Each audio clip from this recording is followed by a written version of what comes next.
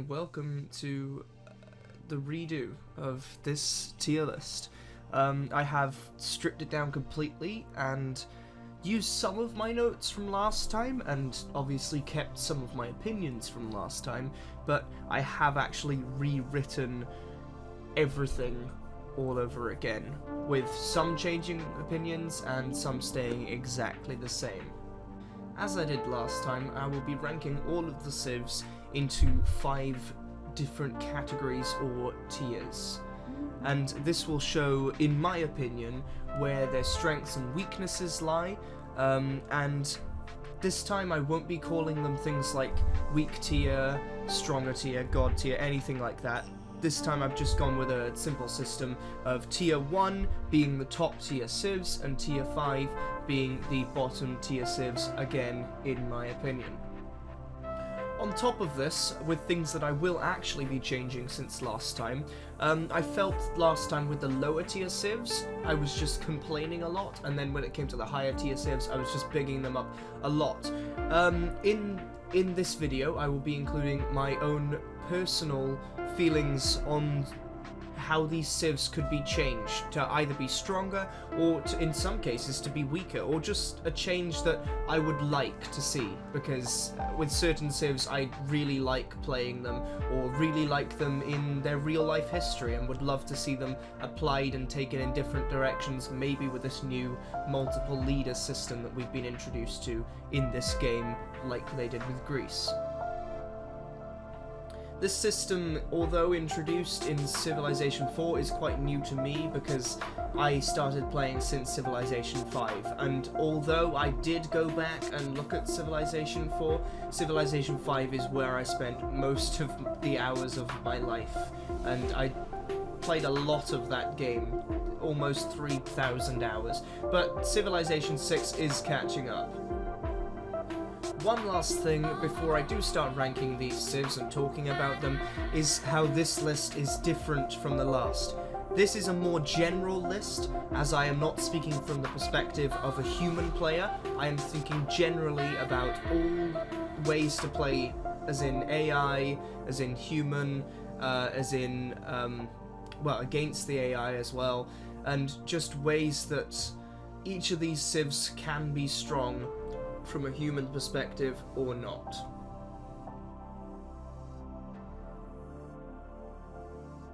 Okay, so first up we have the tier 5 civs. Now these are the lowest tier of civs, again in my opinion, so obviously as of last time you can make comments down below if you disagree with this, but in my opinion these are the weakest civs, and I will also be suggesting potential buffs that come with them.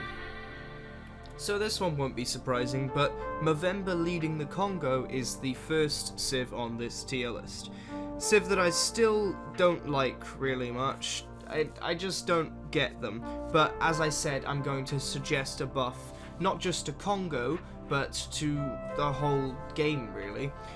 These guys get food, production, and gold extra from a relic on top of the normal stuff you'd get, and they get merchants and artists faster with more points towards those. They have a special swordsman replacement, which is strong versus ranged attacks and can move freely in the jungle. They also have the Mabanza district, which is one of their leading points that could make them potentially really good civ, as it is an early housing district that also gives food and gold. And at this point everything actually seems like there could be a really good civ, but then their final thing is the fact that they can't get a religion. They do get founder beliefs for everything, every religion that passes through them, and also free apostles when they build certain things. I think it's the theatre district and the Mabanza itself. Now this is where I was talking about the buff to all of Civ and to the Congo specifically as well. Now this buff is the idea that why the Congo get these free apostles for creating these certain districts, but they can't have a religion. I mean, sure, you may want to get the founder belief from city to city with these free apostles, and just build up your civ using other people's religious beliefs and bonuses, but there's no real incentive because you're actually helping people to win. And other situations, for example, like where a civ has just missed the mark for getting a religion, and they now have nothing to do religiously besides the maybe going into theocracy, or if they're Indonesia, the new civ, they could build boats, buy boats, and maybe they could get naturalists later on in the game. But besides that, there's no benefit for these holy sites themselves. There's no reason to buy missionaries and apostles unless you really want the bonuses in your cities, but then you're just helping some other civ to win.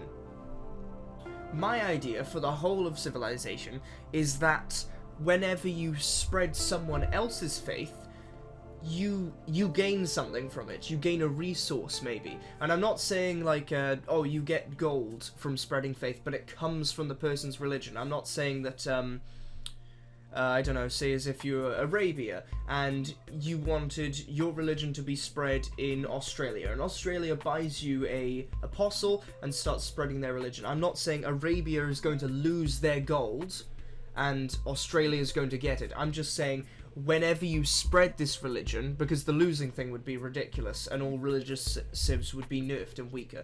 I'm just saying if you spread a religion, you should just get gold. You shouldn't be taking it. You should maybe just get gold or get science or get culture. Gold seems probably the best one, or maybe food, you know, from a point of view of these missionaries and apostles feeding people. Like, there are so many ways you could take this into account and go really deep into religion with it, making these non-religious civs strong at spreading religion.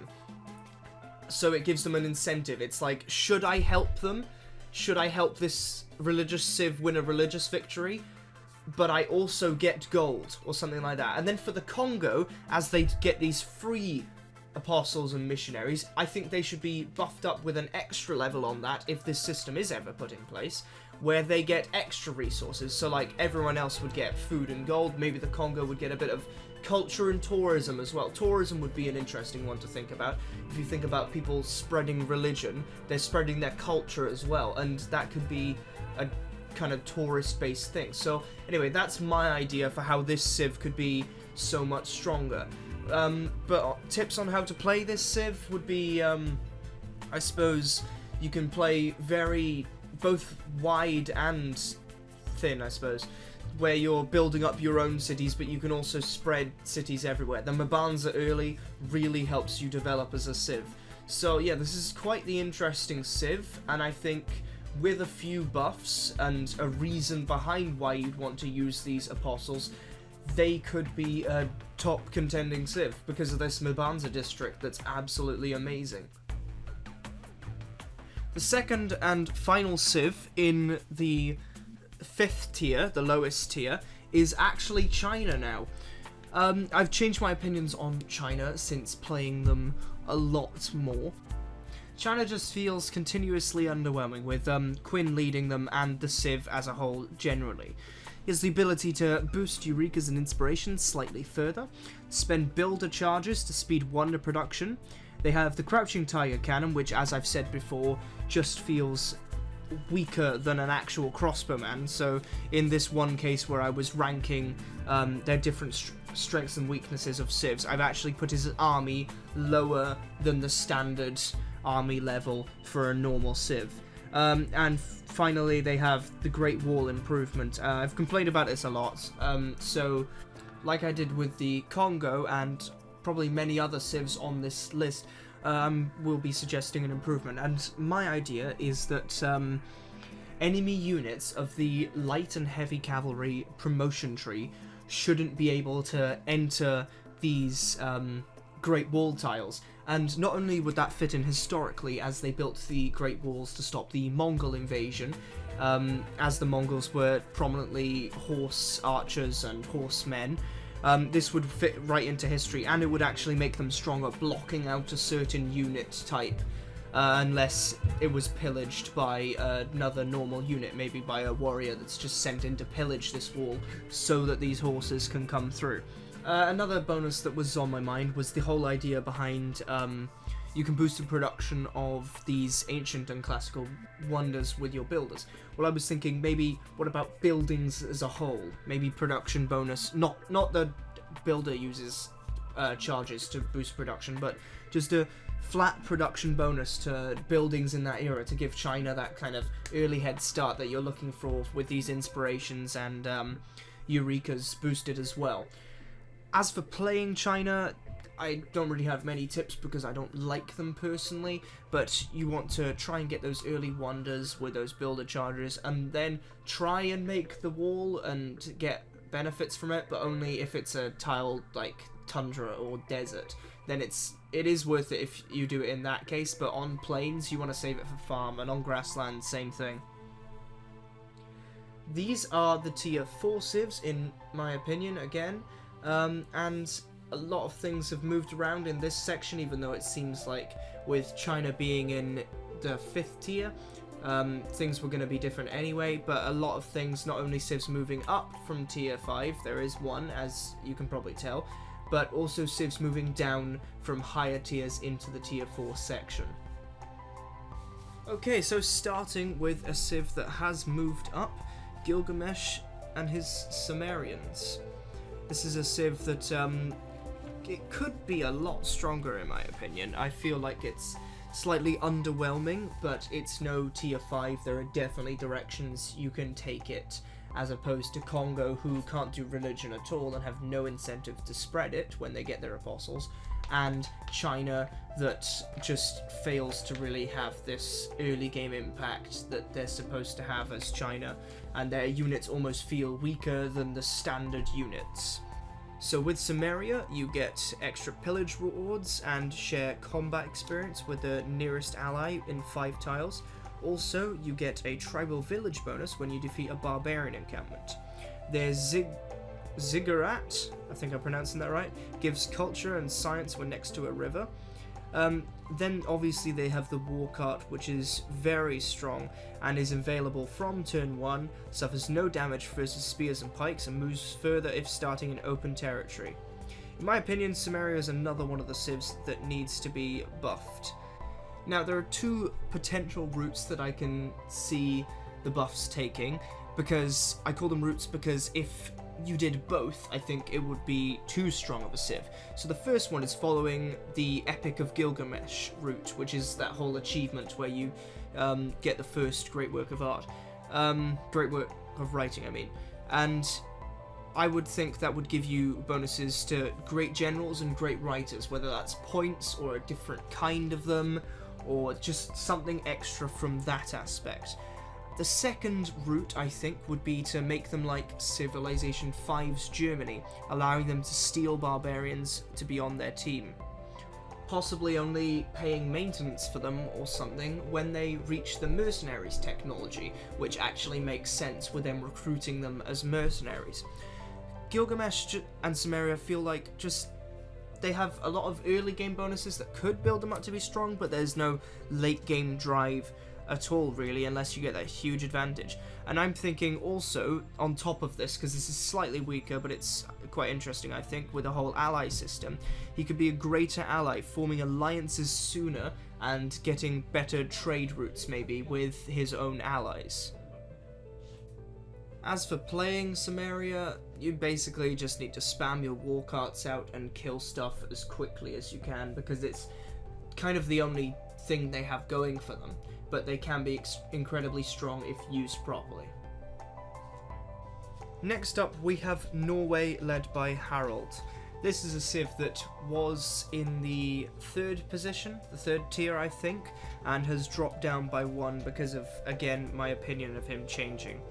He gets the longboats that can heal in any neutral tiles, not just allied tiles. Also, this longboat and all his other melee ships can coastally raid, meaning you can steal builders, settlers, or pillage tiles as a boat on the coast, which I think is actually quite strong, but only really situationally. If someone's left an unprotected worker or even settler, then you can have an amazing game, but again, it's situational. To go with this, Norway can embark all units from turn 1, and instead of shipbuilding giving that ability, they are allowed to travel the ocean with the shipbuilding technology.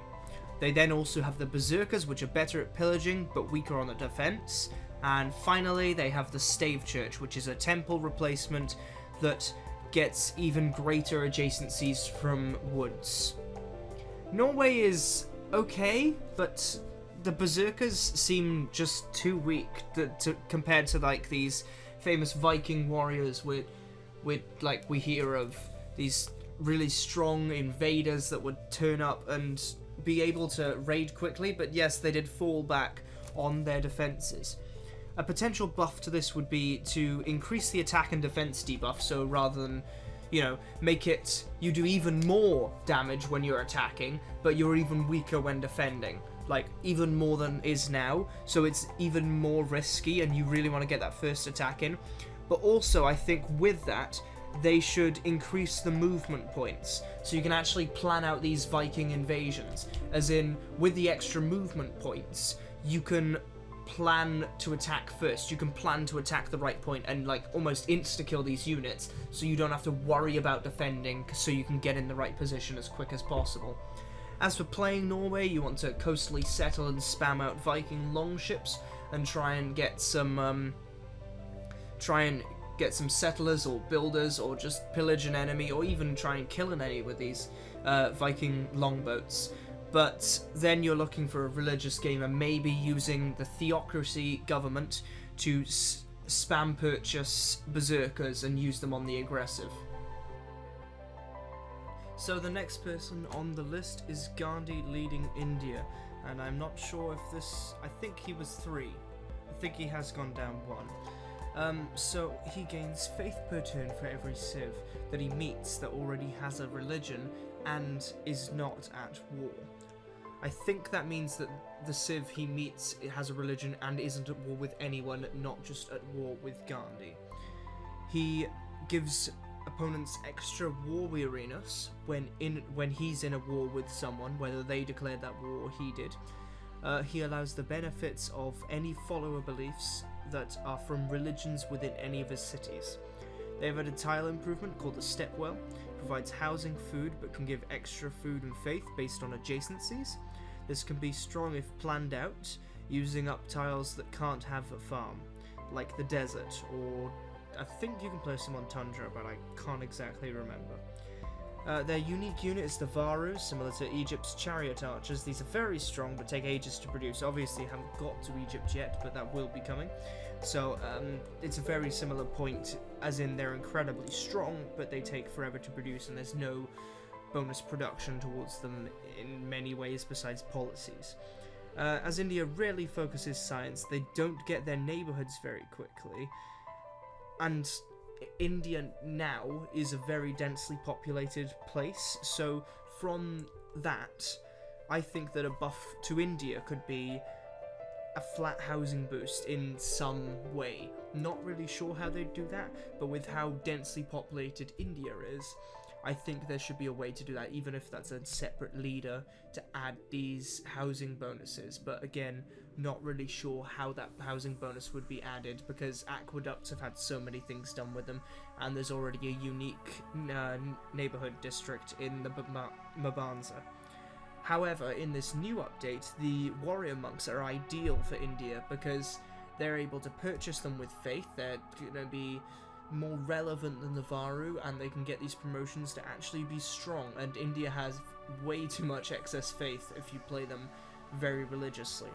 So strategy for India really kind of similar to Norway a little, in you want to focus heavily on the religious victory, but you can play incredibly aggressive with your units if you go for theocracy and these warrior monks and just push forward with the faith per turn, buying these religious units.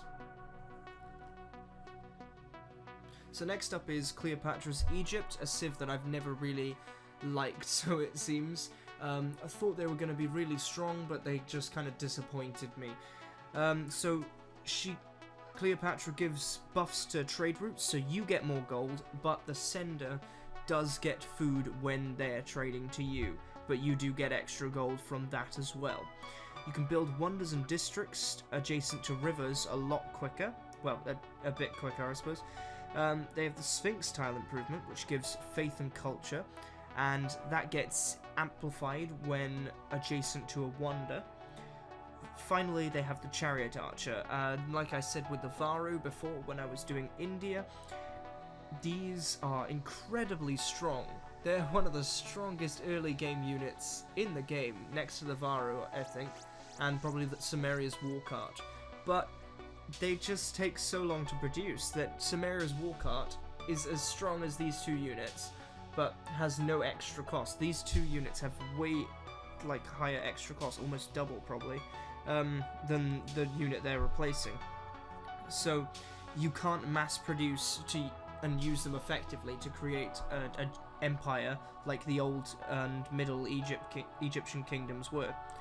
I think the best improvement to Egypt would be a flat production boost. I remember back in Civ 5, I would always be the one guy that played Egypt because of their flat bonus to wonders throughout the whole game, not just because you had to put them next to rivers, and I would always get these huge productive empires going just to spam out wonders and then win with science in the late game because of my production. So I think Egypt would be good with a flat production boost, whether that's to a specific era, to a specific unit type, to specific, maybe to workers, maybe something to do with workers, or maybe even give them a special unit, like a unique worker, as in the slave, and get them to boost production somehow. Because Egypt is supposed to be this huge productive nation, using their slaves and turning them into production, so there's definitely something that can happen there. As for playing Egypt, you kind of want to... There's a lot of routes you can take. You want to try and get wonders as soon as possible, and as I said, go along the river, but you can go in the direction of faith, combat, science, anything like that. There's no specific route planned out for you. So now we've got Saladin's Arabia. This is another civ that I'm just not good at. It could be a civ that is amazing, but I personally just don't get them. As I said before in the last video, I thought the Last Prophet was strong, but if you do wait to get this Last Prophet, the majority of these strong religious beliefs have already been used by other religions, so you don't really actually want to use the Last Prophet ability. It's nice if you weren't focusing religion, but as Arabia, you kind of want to do that. So next they have the Madrasa or Madrasa, which generates more science and has faith based on adjacencies, even though it is a university replacement. They also have the Mamluks, which are very strong, and they redeem this seemingly weak civ as they can heal each turn, so if managed correctly, they can have an infinite army, and this is especially good with the AI, as even though there are stronger, unique units in the game, the AI will excel with these ones as they don't have to do much thinking. They'll just naturally heal on their own. And they also have the fact that faith buildings are cheaper and can have science and culture outputs. This kind of makes them okay. You want to rush faith regardless of the Last Prophet thing, and just play as if you were any other religion civ with a slight mix of science. You don't want to be the religious culture kind of build-up, you want to be the religious science. Also, you can use the era of the Mamluks to try and gain extra territory and, you know, kind of solidify your claim in the land that you're in. Not so sure what a buff for these guys would be. Maybe some sort of buff to faith production, and what you can buy with it, maybe even making the Mamluks purchasable with faith, but they need more faith to be this stronger religious civ, if they're going to have anything like that, because they're too focused on science. Maybe bonus production towards campus and holy site districts, something like that, just something to help them get both the holy site and the campus out, and have leftover production to make things like this Madrasa, because every game I feel I play as Arabia, I can never produce the Madrasa in less than 10 turns. I don't know if that's by my fault, or if I'm playing around the jungle or something and not cutting it down to get the bonuses, because I want the adjacency bonuses with the campus. I don't know if it's just a way I'm playing it, but I just can never produce everything Arabia needs to make in time. The final civ in the 4th tier in this list is Poland, led by Jadwiga. I think I'm pronouncing that okay. It's a civ, again, following the theme of a lot of these tier 4 civs that I am not very good for. I know they can be strong, but I feel that they have too many different directions to go and very little focus on one specific direction.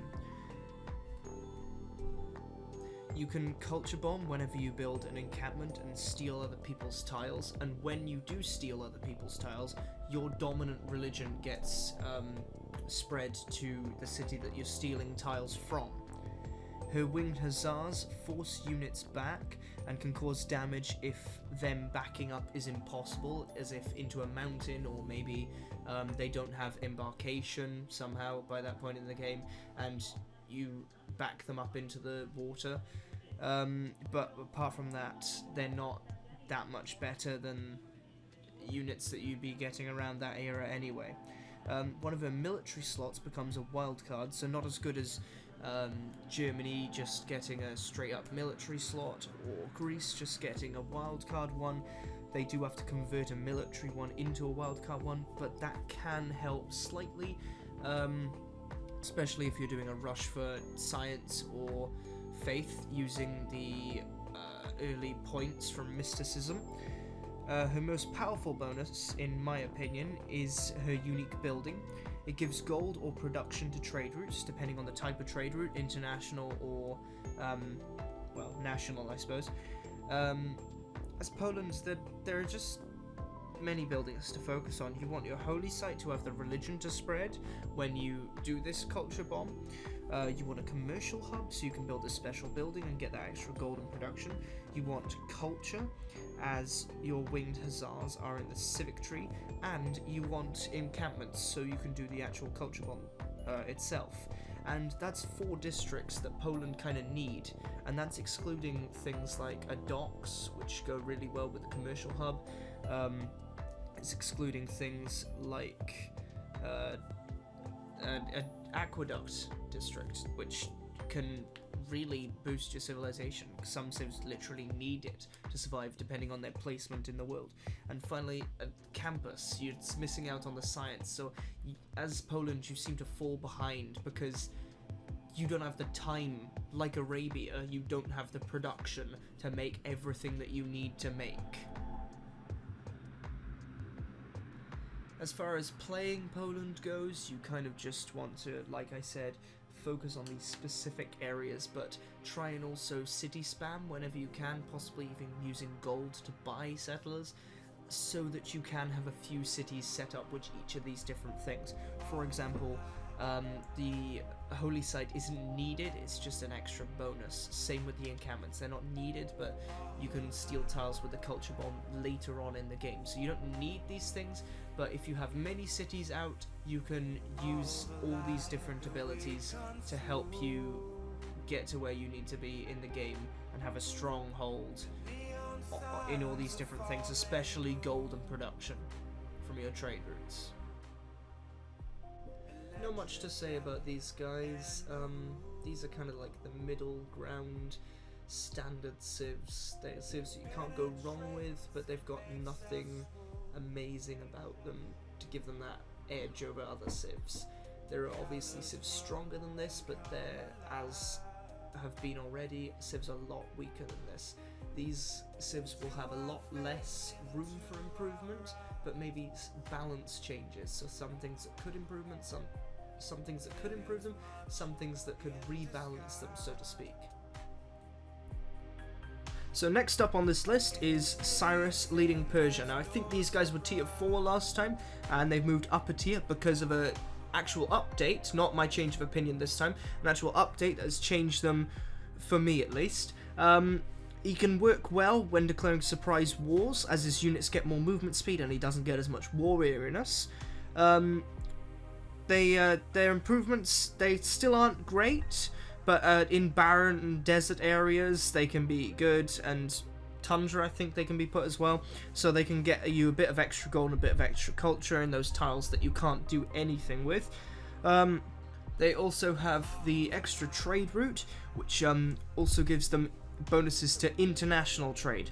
But finally, that one point that has changed them for me, to go along with their surprise wars, is that their immortals have now been updated. So before I made the comment that I don't get the synergy when they can declare a surprise war and be really good at those, but their special unit only does a ranged attack, so you can't even do a surprise attack and kill a city. However, now the Immortal is a melee unit that has a ranged attack, meaning that you can choose to do this ranged attack. I assume that's how it works. I haven't actually tested it out, but in my mind, that's what it means. So you can actually choose to do this ranged attack or choose to do the normal melee attack like a swordsman would. And that makes this whole surprise war thing incredible. So tips for playing Persia: you want to build up in the early game and solidify yourself as an early game powerhouse civ, and then whenever you get those immortals, as soon as you can if possible, you want to declare a surprise war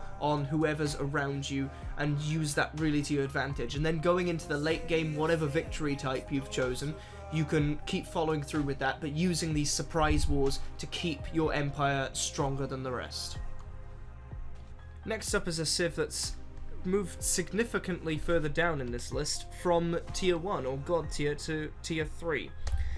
This is John Curtin's Australia.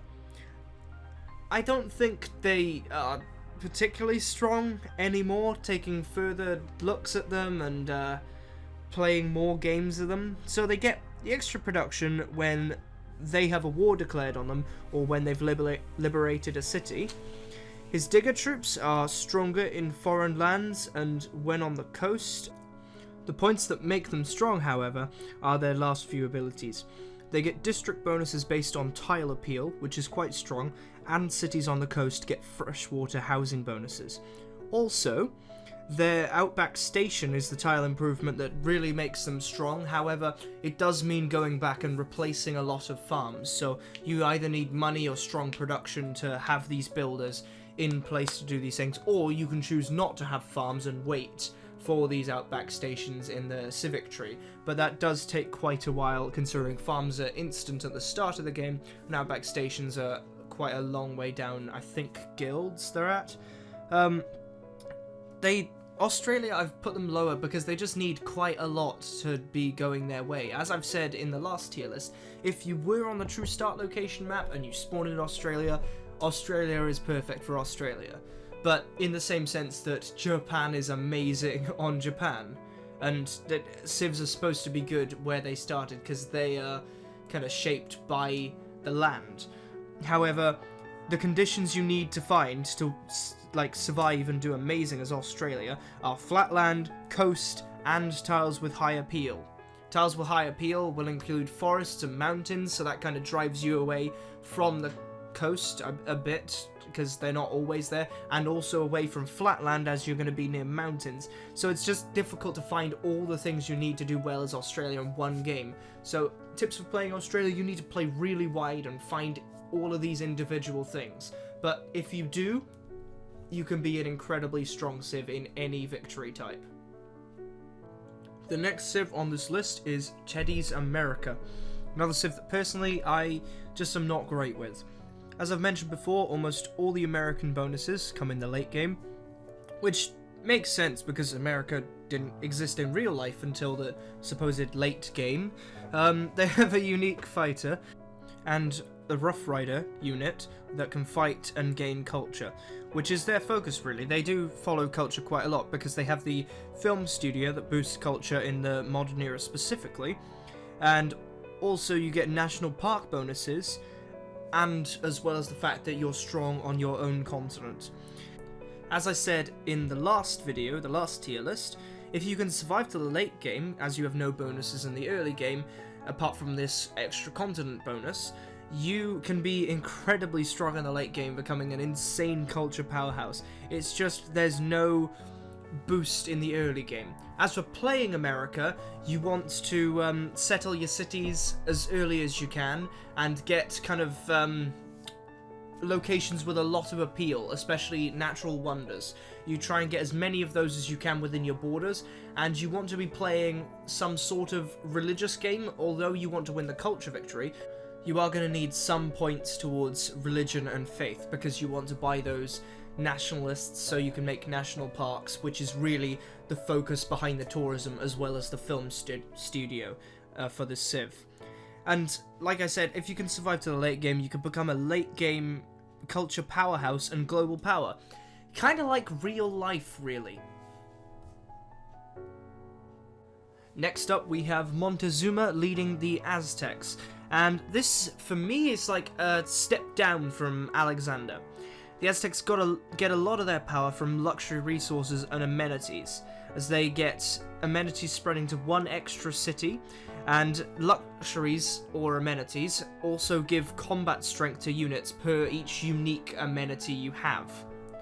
They can use their arena replacement to get faith and great general points, as well as the amenity, so again, more focus on these amenities, and because this is like a warmongering civ, those amenities actually really come in handy. Their unique units are the Eagle Warriors. They are more powerful and turn non-barbarian foes into builders. This works with their final bonus, as they can use builders to speed district construction. Overall, the Aztecs can focus on ancient to classical era war, even if they don't win, they can use their builders to stay strong. Also, as the Aztecs, the wider you play, the more unique luxuries you get, only making you stronger. So as I just said, playing as the Aztecs, you want to play as wide as physically possible, but in that ancient to classical period, you want to play incredibly aggressive. So you're looking for that early aggression, but also spamming out cities. Maybe during that period of ancient to classical, or maybe when you reach medieval and your Eagle Warriors have started to drop off, and so is your early game prowess, you can start spamming out settlers and just playing as wide as possible. As some of these civs like Rome and Russia, you can play almost as wide as them because of the amenity bonuses that this civ gets. Okay, after them, it's Catherine leading France. Now, when it came to the scoring of these, I won't actually be putting the scores up there, because obviously that would just be more points for controversy. But when it came to the actual scoring, I was doing army, production, religion, diplomacy, culture, and funds. And Catherine came out with a 10 out of 10 on diplomacy when I was ranking them all, trying to be balanced with everything.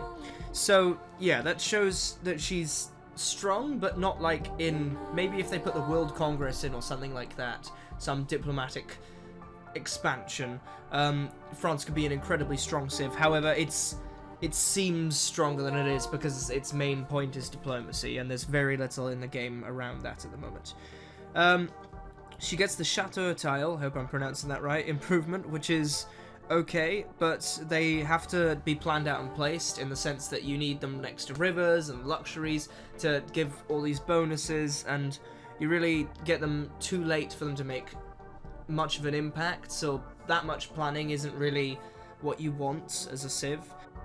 The extra spy and extra information you get is actually quite strong. That's what gives her this big diplomatic advantage. But it's not enough to support. It's behind the idea that you're ahead.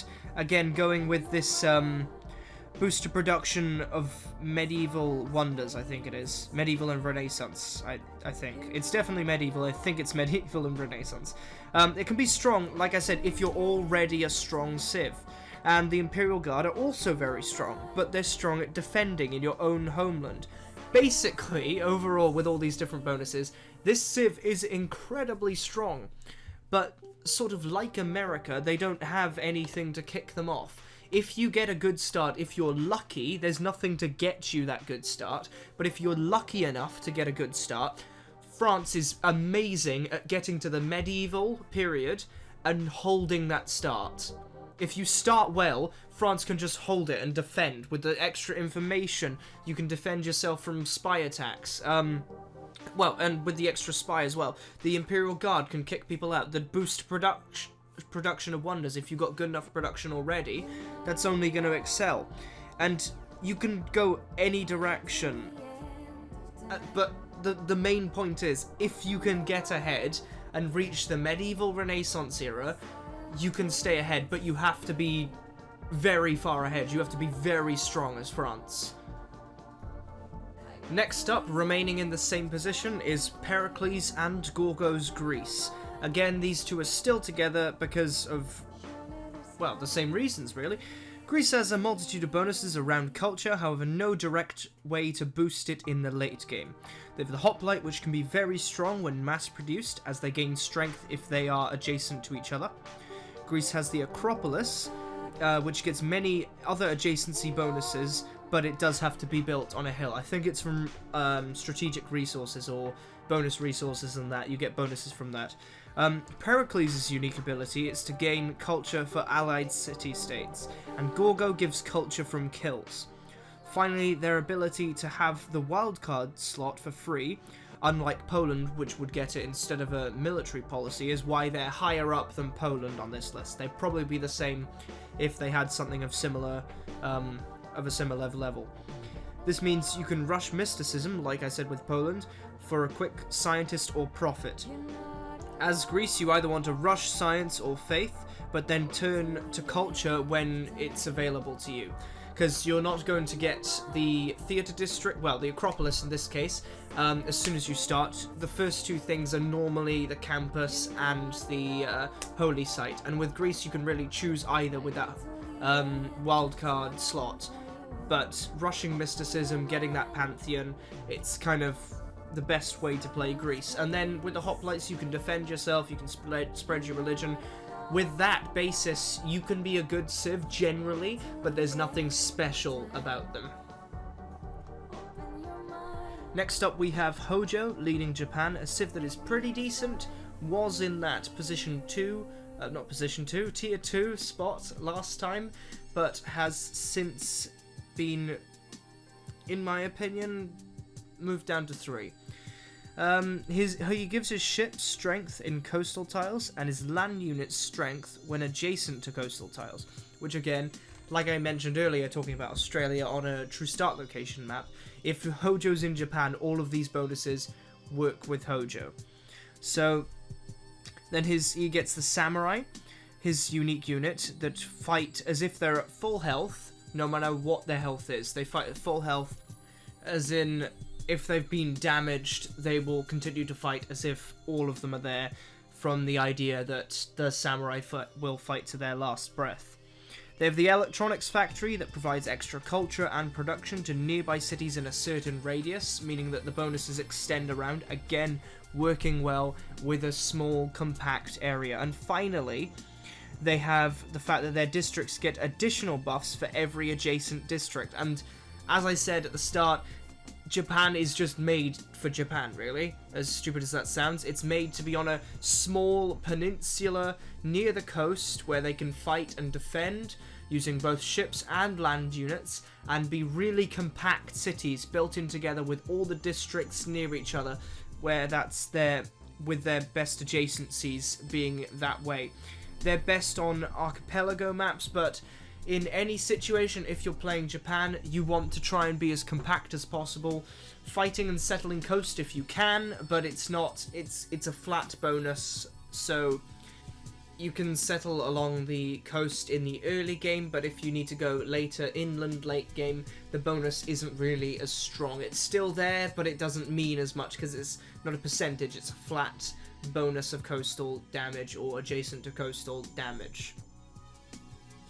And then with all that in place, you can look for going to pretty much any victory, but you do have progress towards science, as you have quite high production from all these factories, and you could also go for culture, as this electronics factory gives you culture and tourism, I think, as well. The next civ is Rome, Trajan's Rome. This is another civ, like Japan, that has moved down from the 2 position into the 3 position. Rome is a civ that can take any direction it wants, really. They have many general directions that they can take, like the Roman baths. These give extra housing and amenities. They get free early era buildings when settling cities. Also, if that city is in range of your capital, a road is made to it. Additionally, when trade routes pass through your cities, they gain extra gold. Finally, Rome has their legions. These are more expensive but stronger and also share the functions of a military engineer. Personally, this civ disappoints me as I love Rome. This isn't a weak civ, not saying that at all, but in my opinion, when you look back on history, Rome should be a tier 1 civ. I think everything should be balanced, but Rome should be one of the strongest civs, if not the strongest civ. I would like to see Rome have a flat production bonus to something like buildings or melee units, as they had a big empire. And then also, again, just out of pure speculation and the fact that I wanted to put this opinion in a video, I'd love to see Rome with another leader that takes into account the auxiliaries in the Roman army. These were units that are non-Roman soldiers, and maybe, for example, it could be a new leader that when you kill a city, you get 1 or 2 auxiliary units. Because this for Rome would just make them, I think it would make them incredible. As for playing Rome, you play really wide around your capital. You want to settle around your capital as much as you can so you get those roads, and spamming baths in pretty much every city that you can. Also, with the legionnaires, once you get those, you want to really focus down on taking any surrounding neighbors that you can, whether that's city-states or civilizations, anyone that could really pose a threat or get in the way of your late-game great empire. So next up is Philip II leading Spain, which is quite a formidable civ that can cross both a religious and a domination victory. He gives his units a combat bonus when fighting civs of other religions, and his inquisitors can remove heresy from 1 extra tile, as nobody expects the Spanish Inquisition. Had to put that in there, definitely. To go with this, their unique unit is the Conquistador. If they capture a city, it instantly follows Spain's religion. Also, these Conquistadors gain combat strength if there is a missionary, inquisitor, or apostle on their tile. This is going straight from their description, so genuinely, as of the update, not sure if the gurus also give them combat strength, but obviously the guru is going to be good for Spain anyway with their religious army. They have the mission, a unique tile improvement that gives faith, but can give science and extra faith if away from home on a different continent or next to a campus. Finally, they have the ability to both form fleets earlier and do intercontinental trade to get extra resources from those trade routes. Again, as I said at the beginning, Spain is a civ that forms a close bond between the religious victory and the domination victory. You want to really focus on that religious victory, trying to convert as many people as possible, but also at the same time, when you hit those conquistadors, you can use them to both get you towards a domination victory, if that's where you want to go, and bolster your religious victory, because they will convert any cities that they kill over to your religion. So Spain really wants to focus religion, but you still want to make sure you have things like science and culture just to keep you up with the other civs. You want to not make sure you don't fall back and fall behind. Now, I've been dreading pronunciating this one, but I knew he was coming. But this is the new civ, the Kuma, I don't know, led by King Jayavaraman, King Jayavaraman the 7th. So, if anyone actually knows if I'm pronouncing that right, or how to pronounce it, please say in the comments. But yeah, this is a civ that thrives from aqueducts, possibly even more than the Romans do with their baths, which is kind of confusing, but they get loads of benefits from it. So, Jaya, I'm not going to try and pronounce that. They gain food, housing, and adjacent tiles when completing a holy site, but only next to a river. So that kind of gives you an incentive to, again, follow these rivers like you would with the aqueducts. They have the Prasat, a temple replacement that grants a relic slot and allows missionaries that were made there to generate a relic on death. They get faith and an amenity from aqueducts. In addition to that, adjacent farms get bonus food. So any farms that are adjacent to these aqueducts get extra food. So like I was saying, aqueducts are amazing for this civ, and just being around rivers is really what you want. Now, finally, I call this the best part in my notes, the Domri. Now, these aren't the best part about this civ. Well, I don't think they're the best part, but they're flipping awesome. They're ballistas on top of an elephant. Now, I've little experience with how effective these guys actually are, because I've built one and used it twice. As in, fired it twice, and it did a decent amount of damage, slightly more than the catapult would have done. I didn't really get to work with the zone of control, and it did take quite a bit of time to produce, but it is awesome. I just looked at it and took screenshots, and it was amazing. This civ, like Indonesia, which came with their patch, is another religious-based civ. So interesting, with this religious overhaul, they put in 2 religious-based civs with it.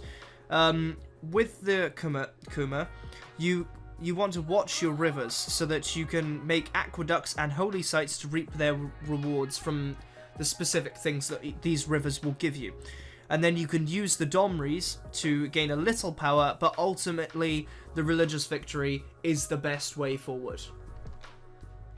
Right, so these are the tier 2 civs. These are civs that are incredibly strong and win a majority of the games that they're in. But they're not god tier or tier 1 or just that top insane tier that just trumps every single game. So the first civ in the tier 2 section of this tier list is Amanitors, or however you pronounce that, Nubia, a civ that was released as a standalone DLC with the Gifts of the Nile scenario. Nubia is relatively strong civ. They get a 20% production boost to districts, which isn't that noticeable. However, when you have a Nubian pyramid next to the capital, the bonus rises to a significant 40%. Also, these pyramids give faith and other outputs based on what districts are adjacent to them, including the city centre, which gives a food when adjacent to them. Also, with this production bonus to districts, we have to remember that in the later game, districts in cities that you settle, new cities, will have their production cost increase significantly. So these Nubian pyramids are actually really strong for boosting up late game cities that are struggling to produce districts. Nubia also get a gold boost and production boost based on what they put their mines on top of, so strategic resource or bonus resource, I can't remember which way round it is, but that makes their mines kind of strong, especially when they're on top of these resources, like I said. They have this 50% production to range units working throughout the game, not just for their special range unit, although it does help with that. And as I just said, their special ranged unit is a unique archer that has extra movement. When playing as this civ, you want desert hills, really. I mean, not many civs want desert hills. I mean, it's better than flat desert, but desert hills and hills with resources in is what you're really looking at for Nubia, because you can put both your pyramids and these mines on top of them. If you don't start with these desert hills, you can always go and search for them with your fast-moving archers, and you can obviously take some, because they're very strong. Following the whole desert hills and desert theme, this civ is absolutely incredible if you do a Petra rush. But apart from that, you can really go any direction with this civ. You have some slight bonuses to faith, and obviously any district is going to get amplified by the Nubian pyramids, both with resources it gives off and production speed. But this civ can be absolutely amazing for any general direction, really, with a especially good early game army. So next up we have Pedro II leading Brazil, a civ that was in one of my top spots originally. They get extra adjacencies from rainforests when placing districts. They get an early battleship in the civic tree, gets points back from collected great people, and his final bonus is that he has the Carnival district, which can do a project to earn both amenities and great person points. Nothing has actually changed versus the civ besides my opinion. Like, there's been no physical changes within an update. I just feel that Well, there's 2 points. So first, they will not always have the rainforest to work with, so you won't always get those district bonuses, and it's kind of situational, which means I can't put it in that top spot if it's a civ that's situational, because they rely on these rainforests. Secondly, if they do get rainforest start, they will have strong districts, but in the way of food and housing, very little, because you would be reluctant to cut down the forest, the rainforests, which is something we should really have in real life, but you'd be reluctant to cut down the forests and place farms instead to provide housing. And genuinely, like I just said, if only that was what happened in real life and not this game. There were a bunch of Brazilians defending the forest because their campus needed its adjacencies. That would be good. That would be a good system in place. But yeah, as for playing Brazil, you really want to find those rainforests and play around them, but if possible, you kind of want to place your city on the edge of a rainforest so that you have half of it that can be farmed and mined, and have half of it that side and the other half in the rainforest so you can get all those districts with the adjacency bonuses. As for the direction for your civ, it can really go in any direction because you have adjacency bonuses from everything. So you can do culture, you can do science, you can do religion. Science does seem to be the one that's amplified the most, as rainforests already give you adjacency bonuses for the campus, but still any different victory, and occasionally you can focus a lot of them at the same time with the amount of adjacencies that you get. Any direction for Brazil is brilliant. One civ that's remained where it is, in the tier 2 position, is Victoria's England, which is a decently strong civ, missing the top spot just by a little. They have the Sea Dog, which is a powerful privateer replacement.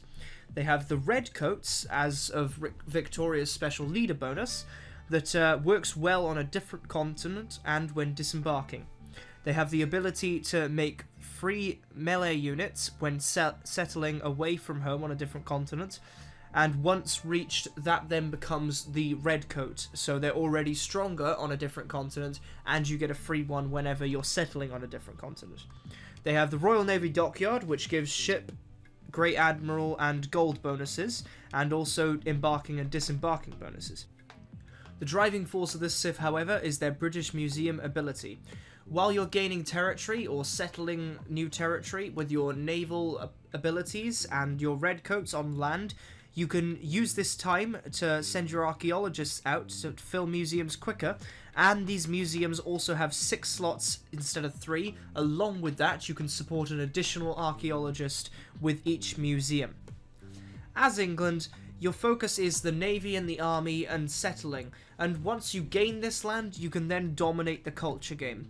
Obviously, this archaeologist spam makes the Terracotta Army a good focus in the early game if you can get your hands on it, as you're able to move your archaeologists through enemy's territory, or anyone's territory for that matter. Now, I'm pretty sure these guys are moved up from 3. This is Tomiris' Scythia, a civ that thrives on light cavalry, really. Very specifically, this civ has been debuffed over and over again, as I had said in one comment. It's actually quite ironic. Yeah, it's kind of ridiculous how many debuffs they've taken and how strong they remain. And, in fact, they've actually moved up in my tier list. So, her units are stronger versus wounded units, and they heal a little on any kills. Her tile improvement is the Kurgan, that gives faith, gold, and extra of these things when adjacent to a pasture. Then they get their horse archers, a fast 1-tile range unit that doesn't require horses, and I've just put many question marks after that in my notes. Finally, the ability that brings this civ together allows Scythia to receive an extra copy of every time a light cavalry unit is created, including her special horse archers.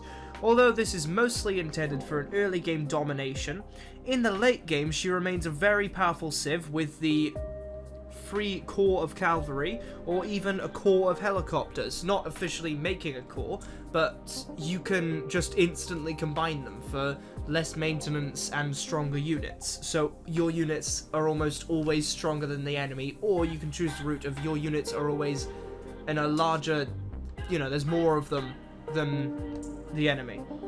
To win a Scythia, you want to fight around each power spike. So that would be horsemen and horse archers, cavalry, and helicopters, and you really want to go for a domination victory. Obviously, you can take other things with you, like faith is good because your tile improvement gives it, and you can use it in battle to buff up your soldiers, depending on the beliefs. You can also do science, so you can get to these power spikes quicker, and make sure you stay ahead. There's loads of different ways you can take this, but domination is the main focus for Scythia.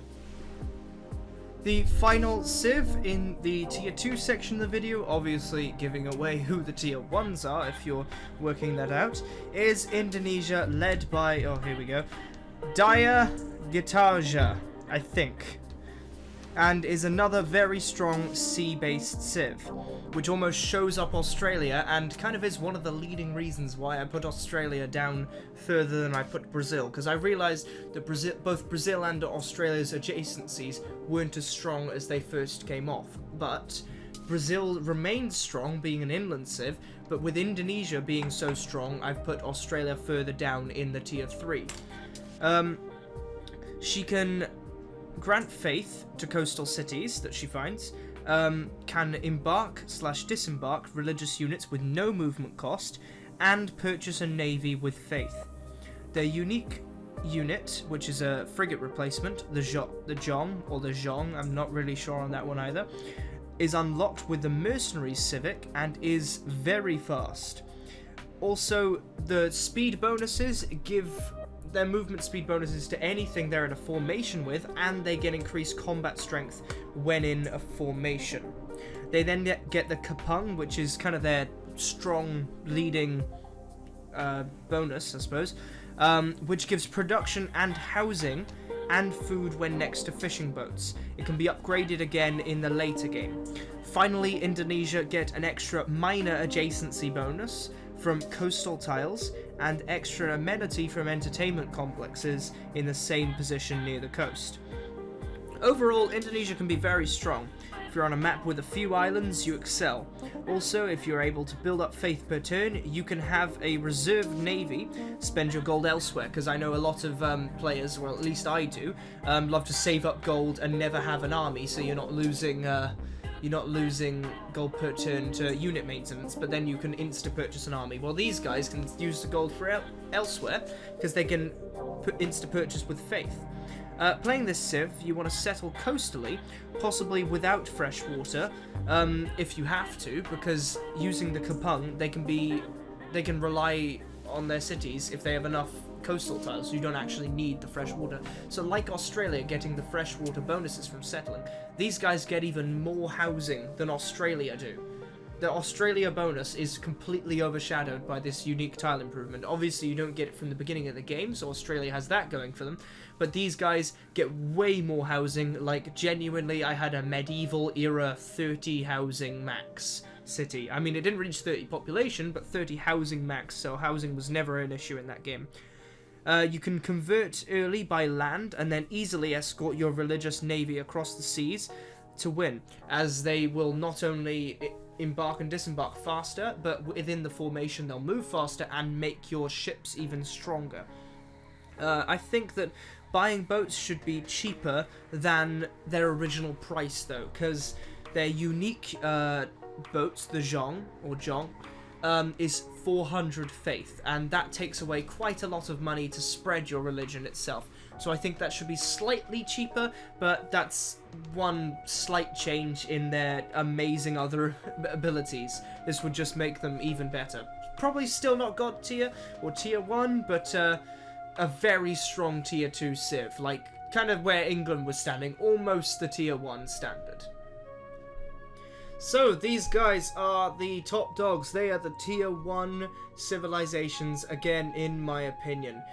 Now, these guys, if you haven't worked it out already from who's missing so far, It includes one that has remained a tier 1 civ, and 2 new tier 1 civs. So, this has changed around quite a bit. So, first up on this top tier is the returning favourite, Alexander leaning Macedonia. And there's just, once again, very little to say about him. He is just insanely powerful when it comes to domination, with the scoring system, as I've mentioned before, getting 10 out of 10, whereas Scythia pulled 9, that's why they would just miss the mark of this. And with early aggression, he can build an empire to win any of the victory types. He can reduce war weariness for the whole civ, no matter what kind of war it is. He has 2 unique units, the Hariotai and the Hypatist, or Hypaspist, I think, yeah. One comes with a free promotion, and the other gets more strength versus districts, and also cities with that. And I can't remember which one, but I think one generates great generals as well. He has a barracks replacement that gives science when training certain units, and also when conquering a city he gets inspirations and eurekas depending on the districts in the city, and if there was a wonder in that city, his entire army gets healed globally. Macedonia can just focus on full-out classical to medieval era war, and then they don't need to worry about anything ever again, because the early start will have just boosted them to infinite power, basically. No, but as I said earlier on, these guys can go for any kind of victory. When playing this civ, you want to kind of just, like, stay quiet, make a few friends, sit back, not really get involved, wait till you have both of your unique units and enough cities to produce them quickly, and then just mass produce these units and take over the world. But then when these units start to go, like, be less prominent, they can survive up against musket men pretty much, but once people start getting things like cavalry and infantry, you need to stop your aggression and try and focus on a different victory. Obviously, you could keep your aggression going if your science is strong enough to put out these units, but it all depends on what you get done within this immortality time, basically. Germany is the next civ on this list, and a couple of specific commenters on the last video will be very pleased to hear this, as I rank them at the number 1 tier. At a second glance, he is immensely powerful, and with a little bit of convincing. He has U-boats that are stronger in the ocean and can be produced faster. Not that Barbarossa needs reduced construction cost, as his Hansa district gets several adjacency bonuses, including the usual ones. Germany can also make an extra district exceeding the usual cap per population count, because you have to reach 3 or something, but these guys can get an extra 1 on top of everything else, which is absolutely ridiculous. Finally, his ability is to receive an extra military policy and get extra combat strength versus city-states. Overall, this is a absolutely brilliant civ production-wise. The U-boat isn't exactly a great unit, but the production just makes potential science victory go through the roof. As for playing him, in the early game, you have this flat bonus versus city-states. It's not a percentage, so you really want to go with that in the early game, probably around the swordsman catapult kind of era. You want to try and take out as many city-states surrounding you as you can. Once you have this little extra land and settled out a little bit, you can play quite a bit wide with this dominance versus city-states. You can perform a production, crazy, insane, ridiculous empire of hammers and just be 100% efficient Germany.